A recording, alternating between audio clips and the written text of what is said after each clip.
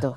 Jadi Indonesia tuh gini Mbak, Indonesia tuh menjadikan kesusahan, kesedihan itu menjadi komoditas.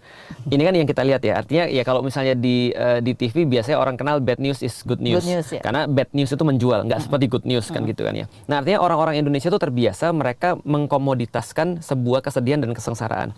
Nah yang saya coba untuk sorotin adalah sebuah mental. Karena gini, kalau kita nggak bahas apa-apa, ini ada satu paradoks yang ada di orang-orang ketika mereka berbuat baik itu hasilnya nggak selalu baik. Ya. Makanya orang bilang gini, kalau kamu mau ngasih orang, kamu harus benar-benar tahu yang kamu kasih itu siapa dan apakah perlu dikasih. Karena kalau kita kasihnya bersifat fisik, seringkali Mbak yang terjadi ya adalah ketika kita ngasih sekali, dia seneng. Ketika kita ngasih dia 2 kali, dia udah mulai merasa biasa tuh.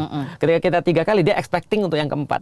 Ketika kita ngasih yang keempat kali, dia sudah mulai untuk merasa bahwa ini adalah sebuah kewajiban yang harus kita lakukan kepada dia. 5 kali kita nggak ngasih, dia marah, gitu kan ya. Nah, sedangkan ini kan ada sifatnya sukarela ya. Sukarela kan harusnya kan begitu dan jadi bahaya seolah-olah contoh misalnya gini, seolah-olah ketika dia merasa bahwa saya ini adalah orang miskin, kamu harus bantu aku. Ini kan adalah mental-mental yang nggak bagus. Sayangnya orang-orang Indonesia itu justru dibiasakan dengan itu. Instead of kemudian pemerintah misalnya memikirkan kebijakan, gimana caranya agar orang-orang yang misalnya miskin ini mereka jadi punya akses kepada aset atau kekayaan. Mereka punya misalnya cara untuk lewat daripada kemiskinan itu ya.